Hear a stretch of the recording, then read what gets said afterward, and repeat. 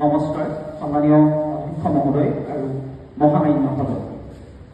অধ্যক্ষ মহোদয়, সম্মানীয় চৰকাৰী পক্ষৰ এগৰাকী বক্তাই আজি পবিত্ৰ সদনৰ মজিয়াত উল্লেখ কৰি থৈ গ'ল যে অসমত যদি ইনাৰ লাইন পাৰ্মিটৰ ব্যৱস্থা থাকিলেহেঁতেন তেন্তে জ্যোতিপ্ৰসাদ আগৰৱালা অসমলৈ আহিব নোৱাৰিলেহেঁতেন।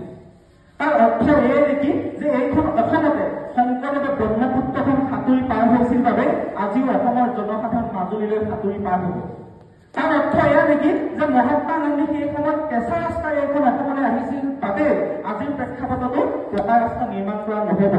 ইয়াৰ জৰিয়তে সন্মানীয় চৰকাৰী পক্ষৰ সদস্যসকলৰ মানসিকতা স্পষ্ট হৈ পৰিছে যে কিদৰে এইখন অসমত হাজাৰটা আন্দোলন হোৱাৰ পাছতো আজি পৰ্যন্ত চৰকাৰী ইনাৰ লাইন পাৰ্মিট ব্যৱস্থা প্ৰয়োগ কৰাৰ পক্ষপাতি নহয়। সন্মানীয় অধ্যক্ষ মহোদয়, আজিৰ সদনৰ মজিয়াত এগৰাকী সদস্যই উল্লেখ কৰি থৈ গ'ল যে আজিৰ প্ৰেক্ষাপটত ভাষা হৈছে সমগ্ৰ সংস্কৃতি আৰু সমাজ সংগঠন। কিন্তু আজি এইখন অসমৰ প্ৰেক্ষাপটত যদি লক্ষ্য কৰে, আজি অসমীয়া জাতিসত্তা বুলি শব্দটো যেতিয়াই ব্যৱহাৰ কৰা হৈছে, অসমীয়া জাতিসত্তাটোৱে কেৱল মাত্ৰ এটা ভাষাত প্ৰতিনিধিত্ব নকৰে। অসমীয়া জাতিসত্তা বুলি ক'লে বড়ো, কাৰ্বি, মিচিং, ৰাভা সকলোকে সামৰি লয়।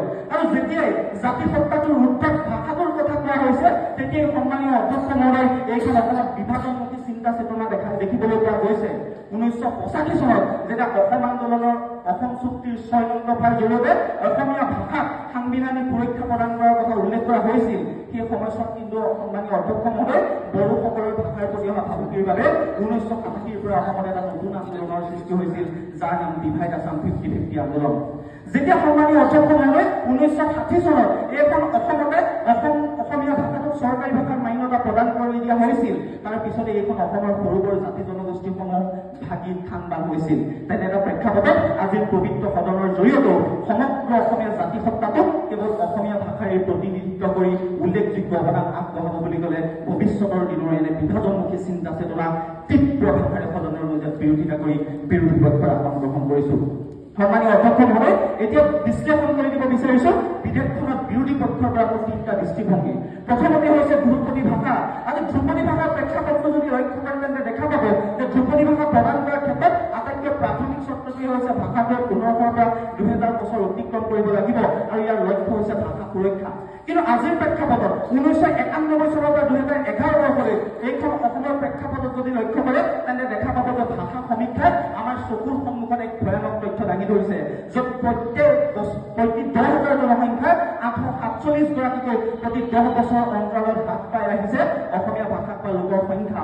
সমান্তৰালভাৱে প্ৰতি 10,328 গৰাকীকৈ বৃদ্ধি পাইছে বাংলা ভাষা কোৱা লোকৰ সংখ্যা। আৰু তেনে এটা প্ৰেক্ষাপটত যিটো সময়ত ধ্ৰুপদী ভাষাই আজিৰ প্ৰেক্ষাপটত এই ক্ষেত্ৰত উল্লেখযোগ্য অৱদান আগবঢ়াবলৈ নাই, ভাষাটোক ৰক্ষা কৰিব নাই, তাক লৈ প্ৰশ্নৰ উদয় হৈছে। তেনে এটা প্ৰেক্ষাপটত ধ্ৰুপদী ভাষাত সন্মানীয় চৰকাৰী পক্ষৰ সদস্যসকলে কি এনে ব্ৰহ্মাৰ দ্বাৰা প্ৰদত্ত অমৰত্ব বৰ দেখিছে যি সমগ্ৰ অসমীয়া জাতিসত্তাটো সুৰক্ষিত কৰিব। সন্মানীয় অধ্যক্ষ মহোদয়, এতিয়া আহিছো দ্বিতীয়টো দৃষ্টিভংগী। আজিৰ প্ৰেক্ষাপটত জাতিসত্তাটোৰ বাবে আটাইতকৈ গুৰুত্বপূৰ্ণ প্ৰচেষ্টাসমূহ বৰ্তমানলৈকে কি লোৱা হৈছে। আজি পৰ্যন্ত জাতিসত্তাক সুৰক্ষিত কৰোৱাৰ বাবে আটাইতকৈ বেছি গুৰুত্ব প্ৰদান কৰা হৈছে সাংবিধানিক সুৰক্ষা কবচৰ দাবী, কিন্তু আজি পৰ্যন্ত অসমে সাংবিধানিক সুৰক্ষা কবচ পোৱা নাই। আজিৰ প্ৰেক্ষাপটত অসমীয়া জাতিসত্তাটোৰ বাবে আটাইতকৈ ডাঙৰ সমস্যাটো হ'ল অনুপ্ৰৱেশকাৰী সমস্যা। আজি অনুপ্ৰৱেশকাৰী সমস্যাটো ধ্ৰুপদী ভাষাই সমাধান কৰিব নোৱাৰে। আজি অসমৰ বানপানী সমস্যাই অসমৰ অৰ্থনৈতিক স্বতন্ত্ৰতাক বাধা দিছে, আৰু সেই সমস্যা ধ্ৰুপদী ভাষাই সমাধান কৰিব নোৱাৰে। যদিহে সেই উল্লেখযোগ্য ক্ষেত্ৰসমূহত ধ্ৰুপদী ভাষাই সমাধান কৰিব নোৱাৰে তেন্তে কেনেদৰে জাতিসত্তাটো সুৰক্ষিত কৰিব, সেয়া সন্মানীয় চৰকাৰী পক্ষৰ সদস্যসকলে মোৰ পোনপটীয়া প্ৰশ্ন। সদস্যক সকলো সদস্যকে বিধেয়কখনক সম্পূৰ্ণৰূপে উঠাই লৈ জাতিসত্তাৰ গুৰুত্বপূৰ্ণ দিশসমূহৰ ভৱিষ্যতৰ দিনত কাম কৰিব বুলি আশা কৰিছো। আৰু যদিহে নকৰে তেন্তে সুধা কণ্ঠ ডক্টৰ ভূপেন হাজৰিকাৰ ভাষাৰে কৰাই থৈ যাওঁ, আমি অসমীয়া নহওঁ দুখীয়া বুলি সান্তনা লভিলে নহ'ব। আজিৰ অসমীয়াই নিজক নিচিনিলে অসমৰ হাতলৈ যাব, অসমৰ হাতলৈ যাব।